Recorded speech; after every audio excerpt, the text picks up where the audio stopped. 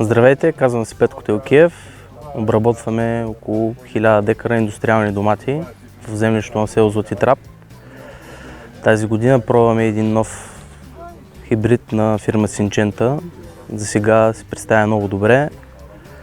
Крайните резултати ще може да ги отчетем след прибирането. Нормално растение, голям хабитус, достатъчно бройки плодове, нормална едрина, която е нормална за тези типове домати. Прибирането се извършва изцяло механизирано.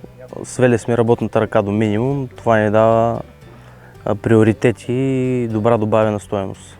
От 2015 година започнахме да отглеждаме по-малко зеленчуци. Вече 8-ми сезон сме на полето. За мен има бъдеще, има някои неща, които трябва да бъдат изчистени, като преработвателни мощности. За мен са недостатъчни към момента. Но сме оптимисти и се надяваме, че в бъдеще това нещо ще бъде регулирано.